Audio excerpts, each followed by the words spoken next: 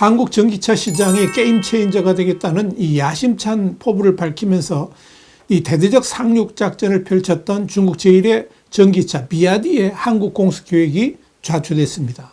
우선적으로 이 한국 정부의 비아디 전기차에 대한 보조금 책정이 지연된 데다가 대량 구매처가 될 것으로 예상했던 택시와 렌터카 업체에서도 구매 난색을 보이고 있어서 그런 겁니다.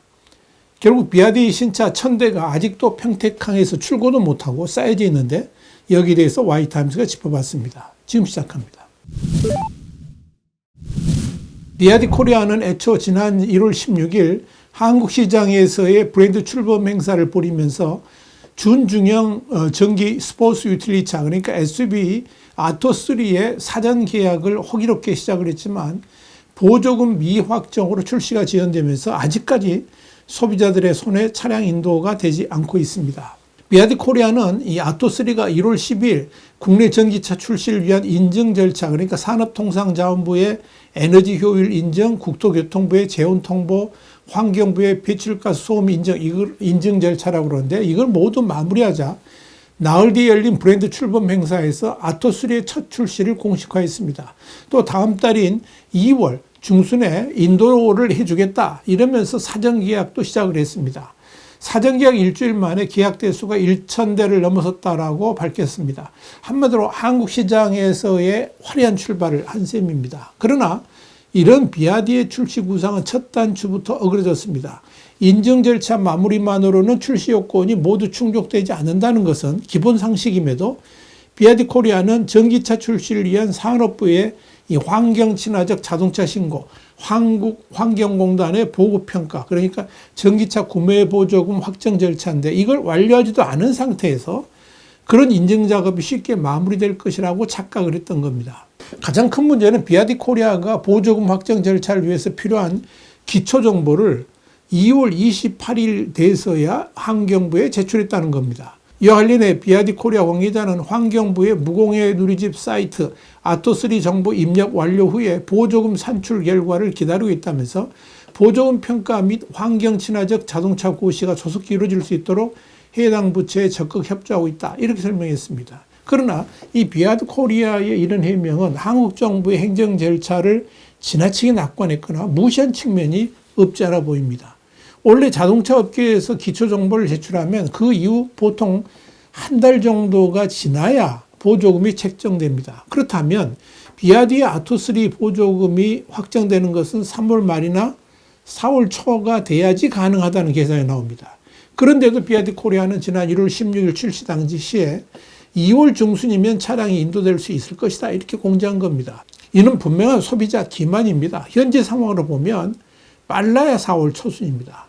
눈여겨볼 건 한국 정부가 전기차에 대한 보조금 지급 기준을 올해부터 강화했다는 점입니다. 환경부는 우선 제조물 책임보험에 가입을 하고 또 배터리 충전량 정보 기능을 탑재한 전기차에만 보조금을 주기로 했습니다.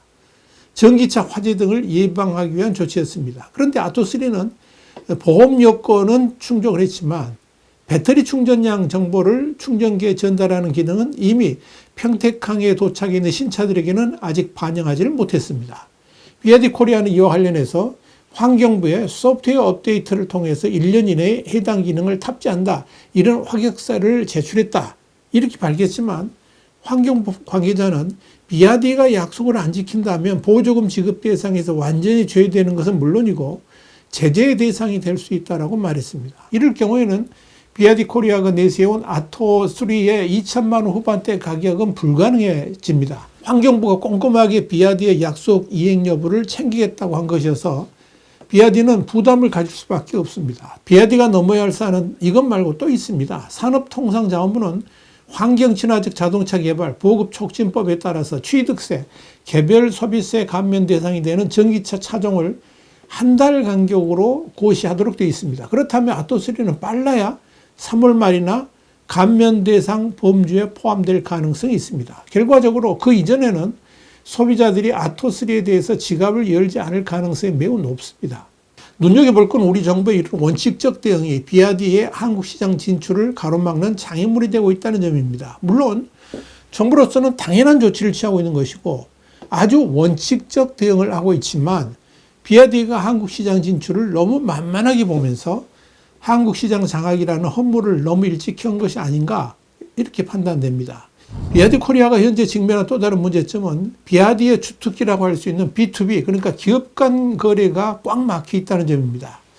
사실 BYD가 독일 같은 이런 유럽 국가들에서 시장 점유율을 높였던 중요한 판매 경로가 바로 B2B였습니다. 그러니까 렌터카라든지 택시, 또 차량 공유 업체에 차량을 대량 공급하면서 개별 판매 부족분을 메꿔왔고 동시에 시장 점유율도 상승시켜 왔습니다. 그런데 그런 B2B 루트가 한국에서는 작동되지 않고 있습니다. 렌터카 같은 국내 대형 브랜드들인 롯데 렌터카라든지 쏘카 등은 물론이고 택시 업계에서도 BYD의 전기차에 선뜻 마음을 열지 않고 있습니다. 이들 업체들이 BYD 전기차에 대해서 거부를 갖는 가장 큰 이유는 초기 인도시 싼 가격으로 받더라도 4, 5년 후에 감가상각폭이 너무 커가지고 대려 손해가 날 수도 있기 때문인 것으로 보입니다. 한국에서는 아직까지 중고 시장이 전혀 형성되어 있지 않기 때문입니다.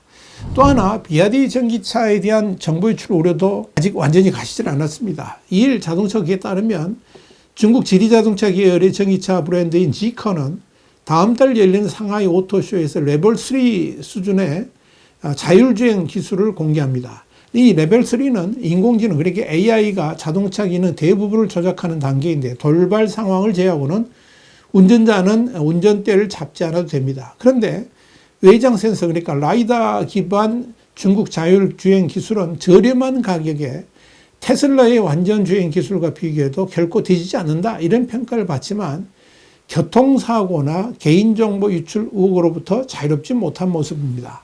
그런데 눈여겨볼 점은 지커의 레벨 3 자율주행차 발표가 BYD가 공개한 자율주행 보조기술 천신의 눈, 그러니까 가스 아이에 대한 맞대응 성격이 짙다는 점입니다. 고급형 차종에 들어가는 천신의 눈, 그러니까 가스 아이 A, B 등급에는 엔비디아가 설계한 고성능 반도체 오린 X와 라이다 센서가 탑재됩니다. 저가형이 들어가는 C 등급에는 중국 반도체 기업 호라이즌 로보틱스의 보급형 반도체가 적용됩니다. 그런데 BYD는 이 천신의 눈을 7만 위안, 그러니까 한 1380만 원가량의 보급형 차량에도 탑재할 계획인데, 여기에 대해 왕찬푸 BYD 회장은 자율주행 시스템은 더는 사치품이 아니라 안전벨트와 에어백처럼 필수 도구가 될 것이다, 그러면서 성공을 자신했습니다. 문제는 이런 중국 기술에 대한 신뢰 부족이 아직 남아있다는 겁니다. 뉴욕타임스는 지난해 4월 화이의 자율주행 보조 시스템을 탑재한 아이토 전기차 M7에서 3명이 사망하는 사고가 발생했지만 수사를 촉구하는 기사, 게시물은 삭제 처리됐다, 이렇게 보도를 한 바 있습니다. 사고를 중국 당국까지 나서가지고 은폐한 것으로 보인다 하는 겁니다. 개인정보 유출과 관련돼 더더욱 우려스러운 것은 BYD나 지리 같은 중국 자동차 업체가 딥시크가 개발한 소프트웨어를 자율주행차에 탑재하겠다고 발표했다는 점입니다. 여기에 따라 주행 기록이나 통화 내역 같은 개인정보가 중국으로 넘어갈 수 있다는 우려가 굉장히 크다, 이렇게 볼 수가 있습니다. BYD의 출고 지연 사실이 알려지면서 전기차 카페 등에는 소비자들의 불만 섞인 항의글이 올라오고 있습니다. 불만이 커지자 아토3의 저온 주행 가능 거리를 문제 삼는 미확인 주장들도 나옵니다. 실제로 아토3는 60kWh 리튬 인산철 배터리를 탑재해서 1회 완충 시에 국내 기준 상온 복합 321km, 저온 복합 309km를 주행하는 것으로 인정을 받았습니다. 그런데 여기에 대해서 최근 한파에 배터리가 제대로 작동하지 않아 이 저온 주행 가능 거리를 충족하지 못했다, 이런 주장이 나왔고, 결국 이것이 이 환경부 보조금 책정에 영향을 미칠 것이라는 근거 없는 설들이 퍼지고 있습니다. 여기에 대해서 BYD 코리아는 그냥 지켜볼 수만은 없을 것 같아서 선제적으로 대응할지 좀 더 기다려볼지 논의 중이다, 이렇게 밝혔습니다. 여기에다 중국 현지 등에서 아토3 페이스리프트, 그러니까 부분 변경 모델이 출시됐는데도 한국에서는 구형 모델이 나온다는 볼멘 소리도 있습니다. 자, 이 BYD 코리아가 한국 시장 진출에 이렇게 서두른 데는 BYD가 미국과 유럽 등 주요 시장의 수출이 막히자 한국을 포함한 아시아 시장으로 무리하게 진출을 밀어붙인 것이 아닌가, 그런 지적들이 나옵니다. 비아디는 한국보다 먼저 진출했던 일본에서 인증 문제로 출시 시기가 1년 가까이 지연된 사례도 있습니다. 앞서 EU 집행위원회는 중국산 전기차가 불공정한 보조금 이후로 최고 35.3%의 추가 상계 관세를 부과하기로 했고, 도널드 트럼프 2기 행정부도 대중국 관세, 그러니까 10% 추가 또 10% 부과하죠. 이 중국 관세에 자동차 수입품에 대해서 25% 관세를 추가로 물리겠다, 이렇게 밝힌 바 있습니다. 이와 관련해서 자동차업계 관계자는 국내에서 중국산 자동차에 대한 불신이 아직 남아있는 상태에서 이런 성급한 출시는 오히려 신뢰에 타격을 줄 수 있는 우려가 있다라고 말을 했습니다.